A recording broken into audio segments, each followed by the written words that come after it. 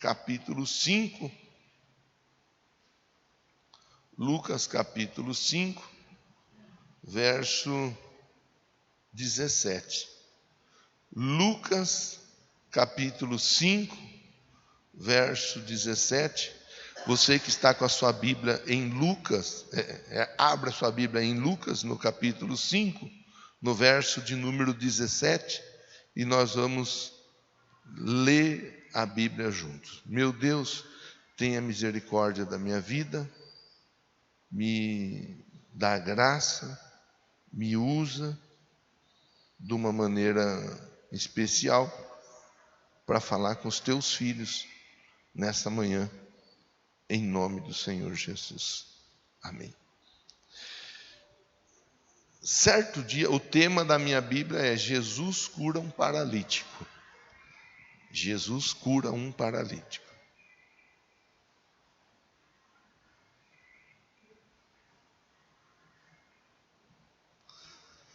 Certo dia, quando ele ensinava, estavam sentados ali fariseus e mestres da lei, procedente de todos os povoados da Galileia, da Judéia, de Jerusalém. E o poder do Senhor estava com ele para curar os doentes. O poder do Senhor estava com ele para curar os doentes. Falei agora há pouco com você. Nós vamos começar uma campanha e nós vamos provocar milagre na vida do irmão, na vida da irmã, principalmente para a cura divina. Porque nós acreditamos que o poder para curar os doentes está aqui nesse lugar.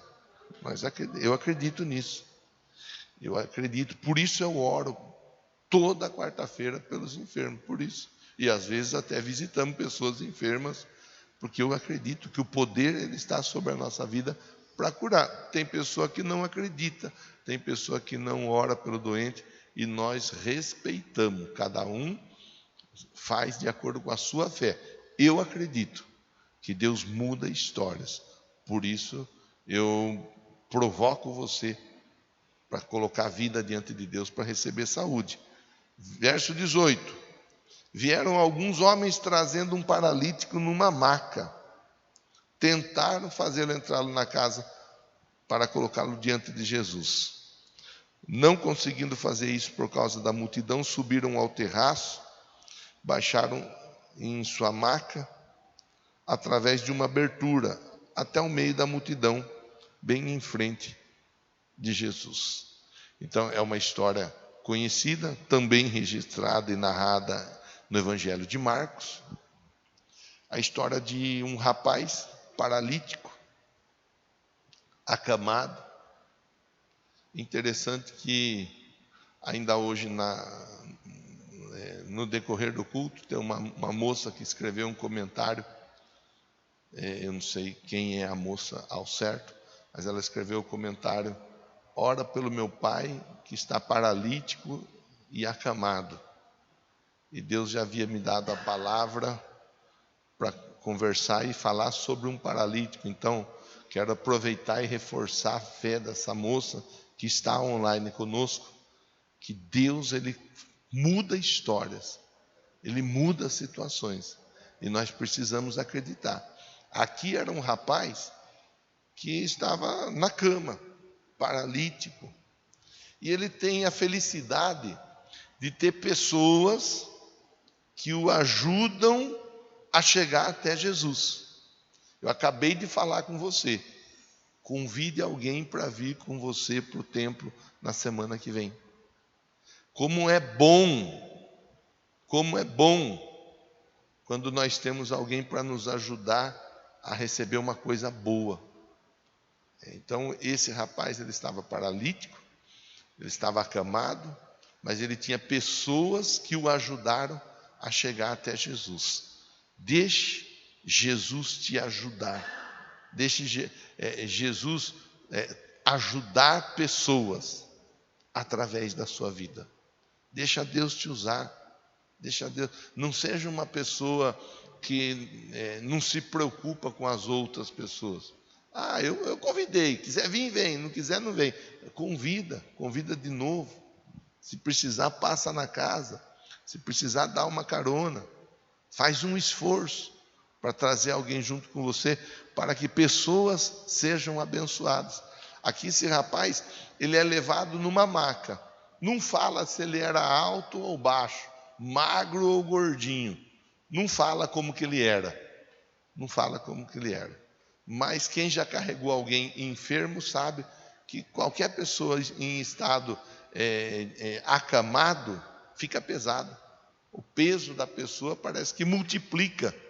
É difícil você pegar alguém desmaiado. Você pegar alguém desmaiado é só Jesus para dar graça e ajudar a carregar a pessoa. Por mais forte que seja, uma pessoa desmaiada, ela fica muito pesada. O corpo parece que multiplica o peso. Ajudar a dar banho numa pessoa, numa cama, não é fácil. Se não tiver o jeito, o Wesley ajudou a avó durante um tempo, sabe como que é.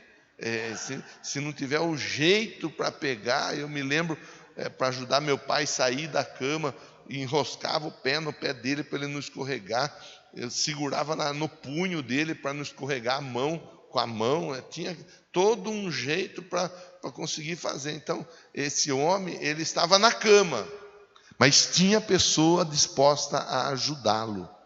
E eu quero te incentivar, coloque a sua vida à disposição para ajudar pessoas. Seja alguém com o coração aberto para ajudar pessoas. Seja alguém que se prontifica a ajudar pessoas. Deus está mudando, tocando, transformando sua vida, sua história aqui nesse lugar. E Ele quer transformar a história de muitas outras pessoas através da sua vida. É interessante que quando eles chegam para entrar naquela casa, eles não conseguem entrar, porque ali tinha uma multidão, tinha muita gente naquela casa. E estando um grupo de pessoas impedindo a entrada pela porta, pela janela, não dava para entrar. Eles não desistem. Eles procuram um outro caminho. E o caminho que eles encontram é no terraço. E no terraço tem uma passagem pelo telhado, onde eles conseguem fazer com que o rapaz chegue até Jesus pelo buraco no telhado, por aquela passagem de ar que tinha sobre o telhado. Quer dizer, isso ensina para nós que o milagre, a resposta, a bênção, a nossa busca, ela não deve cessar enquanto nós não contemplarmos o milagre. O rapaz estava dependendo da ajuda, mas os que estavam ajudando, eles estavam acreditando no milagre. Quer dizer, era ali um grupo de pessoas. Falamos no domingo, você veio no domingo, você sabe do que eu estou falando. Falamos num trabalho conjunto, Moisés, Arão, Josué, os soldados, todos juntos trabalhando, lutando, e todos eles venceram os amalequitas. Quando há um trabalho conjunto, Deus dá vitória. Quando há um trabalho conjunto, Deus opera o milagre. Por isso que é importante nós estarmos juntos, eu, os músicos, os diáconos, você. Aqui é um culto a Deus e todos nós estamos juntos cultuando a Deus. Não é um culto onde o Marcos está rendendo culto a Deus e os demais irmãos estão aí e tal. Não, todos nós estamos juntos. Todos nós estamos buscando junto a importância de entender o trabalho coletivo, a importância de cada um dentro do corpo, porque a Bíblia diz que nós somos membros do corpo de Cristo. Membros, cada um com a sua parte, cada um fazendo a sua função, cada um fazendo a sua tarefa, mas todos nós somos importantes dentro do reino de Deus, no corpo de Cristo. Fala para quem está pertinho de você, você é muito importante para o corpo de Cristo. Não deixe de cumprir a sua missão. Amém? Glória a Deus. Que às vezes as pessoas olham para nós e elas não dão nada para nós. Às vezes as pessoas, elas não nos valorizam. Até mesmo às vezes na nossa casa. Às vezes tem um familiar que não dá nada para nós, não vai, esse daí, essa daí. Mas Jesus nos valoriza. Na obra dele nós temos importância. Na obra dele nós temos valor. Então esses rapazes, eles levam o colega que estava paralítico, eles não têm oportunidade de entrar pela porta da casa, eles colocam o rapaz por sobre o telhado. Isso nos ensina a não desistir nunca do nosso milagre. Isso me faz lembrar aquela mulher que é conhecida como a viúva importuna, que vai e bate na porta da casa do juiz, que não temia Deus e não temia os homens. É o que a Bíblia diz, havia um juiz, ele não temia Deus, ele não temia os homens. E aquela mulher tinha uma causa para ser resolvida. Qual era a causa dela, pastor? Eu não sei. Eu sei que ela precisava de uma resposta. Mas o juiz não estava nem aí com aquela mulher. E ela não desistiu. Ela seguiu batendo na casa dele, seguiu batendo, seguiu batendo, seguiu batendo, seguiu até que ele falou: eu não aguento mais essa mulher batendo na porta da minha casa. Eu vou atendê-la, assim ela para de me importunar. E aí Jesus ensina o dever de orar sempre. Nós não podemos desistir, nós não podemos desanimar, nós não podemos parar, nós devemos de continuar, porque aquele que busca encontra, o que bate a porta se abre, e ao que pede, recebe. Então, é o que a Bíblia diz. Verso 16, diz assim: não conseguindo fazer isso por causa da multidão, subiram ao terraço, o baixaram em sua maca através de uma abertura até o meio da multidão, bem em frente de Jesus. O final do versículo ele mostra a chave da vitória na vida de uma pessoa. O rapaz foi colocado bem em frente de quem? De Jesus. Se tinha alguém naquele lugar que podia mudar a história daquele paralítico, esse alguém era Jesus. Se tinha alguém que podia fazer algo diferente naquele lugar, esse alguém era Jesus. Por isso o texto deixa bem claro: colocaram em frente de Jesus. Talvez tivessem outras pessoas, pessoas importantes, pessoas inteligentes, talvez tivesse ali pessoas que faziam a roda girar na época, mas o rapaz foi colocado na frente de Jesus. O texto nos chama a atenção, porque às vezes nós temos condição financeira, e nós pensamos que porque nós temos condição financeira, nós podemos resolver os nossos problemas. Às vezes nós somos bem inteligentes, bem sabidos, ladino, bidu. Às vezes nós somos aquelas pessoas que falam: não, deixa com o pai resolve. Às vezes nós pensamos desse jeito. Às vezes nós temos um amigo, amiga, que é influente, que tem facilidade. Eu vou procurar fulano, eu vou procurar Beltrano, ele vai resolver, ele vai ajudar. Às vezes nós na nossa força, na nossa garra, a gente fala: não, eu vou resolver e vai dar tudo certo. A Bíblia ensina assim, não te apoie não apoie no seu entendimento, na sua força, no seu conhecimento. Confie no Senhor. Confie no Senhor. Aqui o texto diz: foi colocado diante de Jesus. Se tem alguém que pode mudar a sua história, é Jesus. A mulher do fluxo de sangue, ela ensina bem para nós isso daí. O texto diz que ela procurou ajuda em todo lugar. Inclusive ela gastou dinheiro com muita gente. Não conta ao certo como foi que ela gastou. Não conta ao certo. Mas fala que ela gastou muito dinheiro com as pessoas. Gastou dinheiro tentando resolver o problema dela. Ninguém pôde resolver o problema da mulher. Até eu contei aqui outro dia de uma pessoa que estava procurando uma resposta.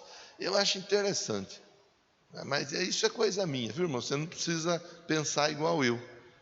É coisa minha. A pessoa tem a igreja para buscar a resposta, ela não busca na igreja.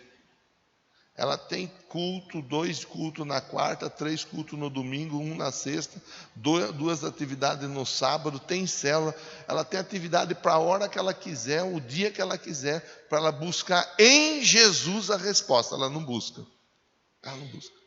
Aí a pessoa vai e vai procurar resposta aqui, ali, lá ou acolá. Então, eu vim aqui porque eu estou precisando de uma resposta. Tá bom, nós vamos te dar a resposta.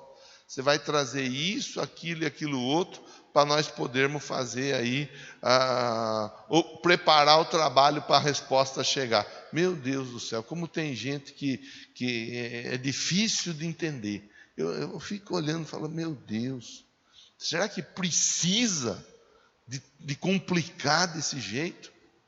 É só vir aqui orar a Deus, dobrar o joelho a hora que chega, dobra o joelho. Converse com Deus 1 minuto, não precisa ser 2 e nem 3. Fale, Deus, usa meu pastor ou quem quer que vá pregar para falar comigo. E Deus vai te responder. Ele vai. Não por conta de quem está falando, pregando, não. Por conta da fidelidade dele a você e a sua oração. Eu fico olhando, só que eu tenho que vir aqui ensinar, eu não posso invadir a vida de ninguém, cada um faz o que acha melhor, mas o texto é claro, o texto fala, chegou em frente de Jesus, bem na frente de Jesus, porque se tem alguém que pode mudar a nossa vida, se tem alguém que pode mudar a nossa história, se tem alguém que pode mudar a nossa casa, se tem alguém que pode mudar a nossa família, se tem alguém que pode mudar a nossa empresa, se tem alguém que pode mudar tudo, esse alguém é Jesus. Se eu entender isso daí, eu vou me lançar não diante da religião, porque religião não muda, religião não salva. Religião não tem esse poder. A religião, ela contribui, de alguma forma ela contribui. Ela oferece ali algumas normas para a pessoa se disciplinar e seguir algumas normas, tal. Ela contribui de alguma forma, mas não é a religião que salva. Por isso meu discurso aqui nunca é religião. Meu discurso aqui sempre é Jesus. Eu preciso de Jesus, você precisa de Jesus. Você que está acompanhando aí através da transmissão, precisa de Jesus. Tem gente que fala assim, mas eu já tenho a minha religião. Grande coisa ter uma religião. Não vai mudar nada. Eu também tinha minha religião, eu estava indo para o inferno com a minha religião. Eu e a minha religião, tudo junto para o inferno. Porque não é religião que salva a pessoa. Quem salva a pessoa é Jesus. Está aqui, ó. Verso 20, ó. Quando há uma ação na busca pela resposta, olha o que acontece, ó. Vendo a fé que eles tinham, Jesus disse, homem, os seus pecados estão perdoados. Vendo a fé que eles tinham, Hebreus 11:6 vai dizer assim, ó, sem fé é impossível agradar a Deus. Sem fé é o quê? Impossível. Importa que aqueles que se aproximam de Deus acreditem que Ele existe. Então, se você está aqui agora, é importante você acreditar, Deus existe. Se alguém disser, mas você viu Ele? Não vi. Mas eu sei que Ele existe. É do mesmo jeito, está vendo o vento? Você não vê o vento, mas você sabe que o vento está aí, agindo. Então, nós não precisamos ver para acreditar. Nós apenas precisamos entender. Existe um Deus. E esse Deus cuida daqueles que o buscam. Vendo a fé que eles tinham. Tinha muita gente naquela casa. Tanto que a porta da casa estava fechada. A Bíblia diz que Jesus viu a fé deles. Por quê? porque eles não conseguiram entrar pela porta, eles deram um jeito de entrar pelo telhado. Eles simplesmente fizeram algo diferente. Eles fizeram algo diferente. Aí quando eles fazem algo diferente e colocam o rapaz diante de Jesus, Jesus tem ele tem a atenção dele voltada para eles. O cego na estrada de Jericó gritava: Filho de Davi, tem compaixão de mim. Quer dizer, a fé ela tem que ser o quê?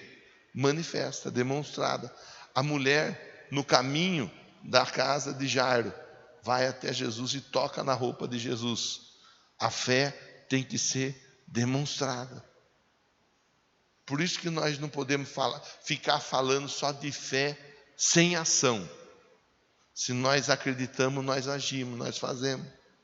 Nós demonstramos a nossa fé. Formas de demonstrar a fé: cultuando, orando, lendo a Bíblia, contribuindo, batismo nas águas, santa ceia. Tudo isso é jeito de demonstrar a fé. Eu acredito. Se você acredita, então você demonstra. Estou demonstrando. Fiz isso, fiz aquilo outro, faço isso, faço... É demonstração de fé. Quando Jesus vê a fé deles, num outro texto, num outro momento, Jesus está olhando o pessoal fazer as contribuições deles. Você já ouviu falar dessa história também, tenho certeza.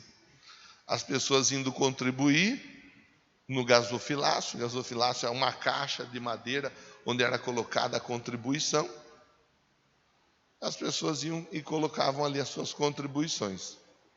Tinha muita gente rica, muita gente com grandes quantias monetárias apresentando. E vai uma viúva com algumas moedinhas. E ela lança as moedinhas dela na salva, no gasofilácio.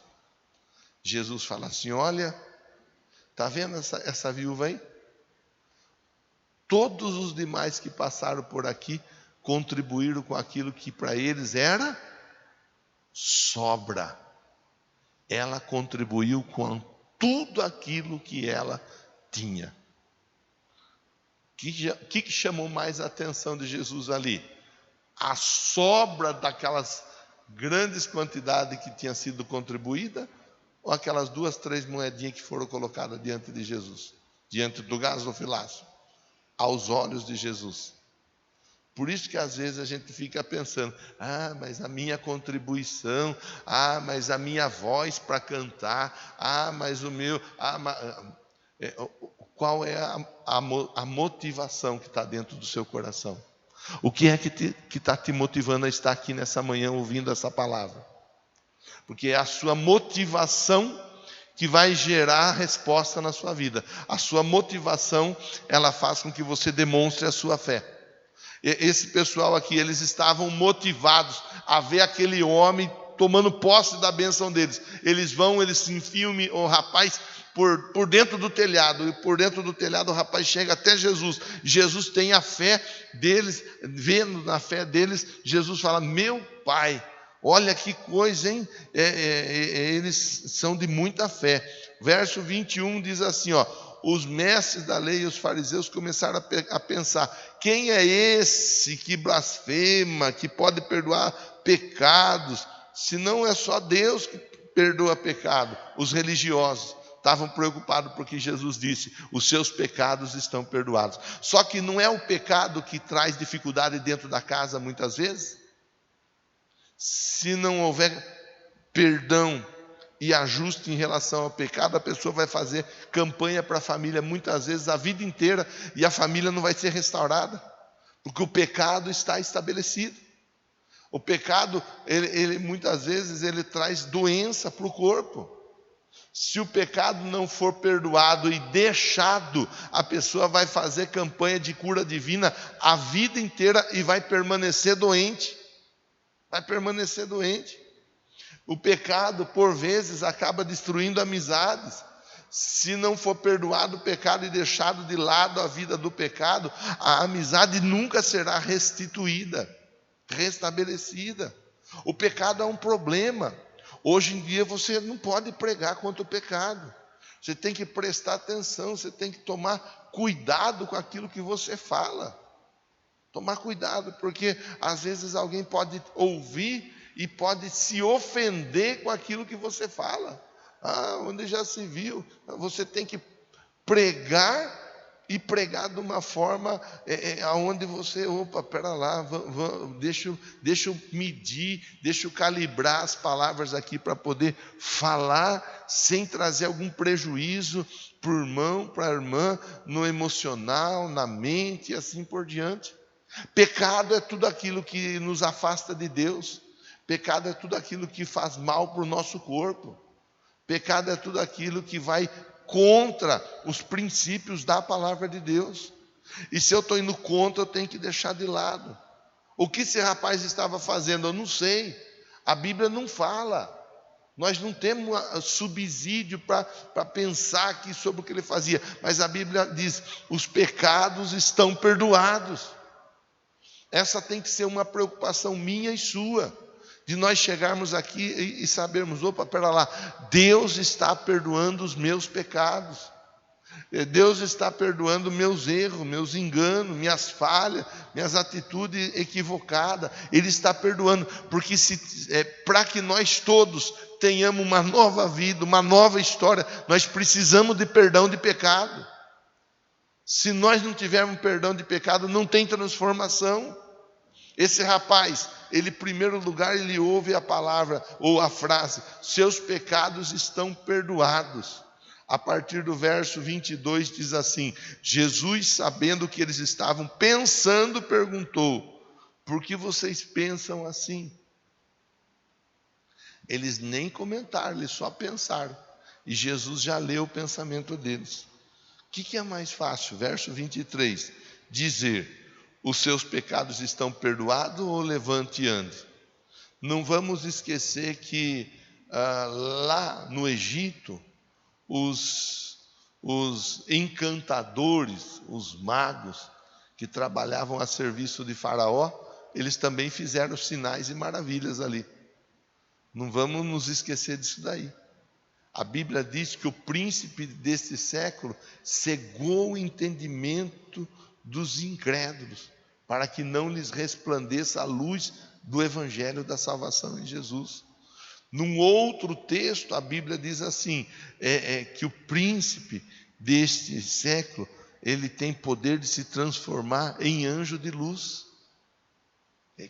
Nós temos visto isso hoje. Nós temos visto pessoas seguindo para cá, para lá, para colar. É pura enganação. Mas as pessoas, elas parecem que querem ser enganadas. Jesus disse: eu sou a verdade. Mas tem gente que está trocando a verdade para seguir a mentira. E se você falar alguma coisa, você arruma dor de cabeça. Você arruma rolo. A pessoa briga com você. Meu Deus, meu Deus. Então tem que tomar cuidado. Aqui o texto diz assim, é mais fácil falar: levante e anda. Por quê? Está cheio de feiticeiro que tem o poder para manifestar a cura. Porque o espírito que estava agindo, trazendo aquela enfermidade, ele sai, aquela enfermidade cessa e ele vai para uma outra parte do corpo. E aí, eu estou bom, sumiu, nunca mais. Eu fui em tal lugar, acabou. Mas só que agora, sabe, eu estou com uma outra coisa que eu não tinha, mas parece que... Mas eu vou vencer, do mesmo jeito que eu venci aquela dificuldade, eu vou vencer aquela outra. Porque o espírito que saiu de um lugar só entrou no outro lugar. Ele só mudou de lugar. Ele simplesmente não foi embora, ele mudou de lugar. Então Jesus fala: perdoar pecado, para perdoar pecado não é qualquer um. Tem que ter vencido o pecado. E Jesus venceu o pecado. Verso de número 24 diz: para que vocês saibam que o Filho do Homem tem na terra autoridade para perdoar pecados, disse ao paralítico: eu te digo, levante-se, pegue sua maca, vá para casa. E imediatamente ele se levantou na frente deles. Ele chegou carregado. Mas agora, mediante a palavra de Jesus, ele está em pé. Porque Jesus tem poder para tirar da cama e colocar a pessoa em pé. Jesus tem poder para fazer com que aquele que não conseguia andar, a não ser que fosse para ser carregado, arrastado, comece a andar com as pernas, com as próprias pernas. Jesus tem poder para mudar a história. Jesus tem poder para mudar a situação. E eu e você, nós estamos aqui nessa manhã para ouvir, entender e receber essa palavra. Pegou a maca em que estava deitado e foi para casa fazendo o quê? O que está escrito ali? Foi para casa o quê, pessoal? Eita, Laia, me ajuda aí que eu já estou finalizando. Foi para casa o quê? Louvando a Deus. Ele chegou carregado, mas ele voltou em pé, sustentado pelas próprias pernas, e aquilo que antes servia de prisão para ele, agora está debaixo dos braços dele. Aquilo que até então tem trazido para você algum desconforto, está chegando a hora da história ser mudada. A maca vai sair debaixo de você e vai entrar embaixo do seu braço. E você vai carregar para lá e para cá como testemunho do que Deus tem feito na sua vida. Vamos ficar em pé. Vamos ficar em pé, que nós vamos finalizar nossa conversa de hoje. Essa oração será feita em nome de Jesus. Meu Deus, eu sei que aquele rapaz, ele era acamado. Ele era acamado. Mas o Senhor o restaurou, tirou ele da cama. O ser acamado traz para nós um pensamento de limitação. Ele só ia até onde alguém o ajudava a chegar. E dali ele não conseguia passar. Talvez alguém aqui está vivendo nessa condição semelhante ou ainda pior.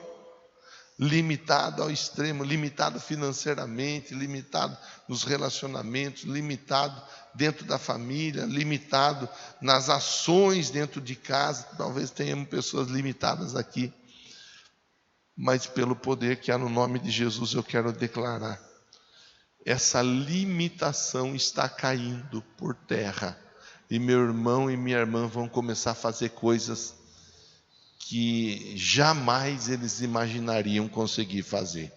Em nome de Jesus, eu libero a palavra da bênção, da resposta, da vitória. Aquilo que eles não conseguiam fazer por conta própria, com as próprias pernas, com a sua própria força, a partir de hoje, assim eles conseguirão fazer, em nome de Jesus. Diga amém se você recebe a palavra, bata a palma para Jesus.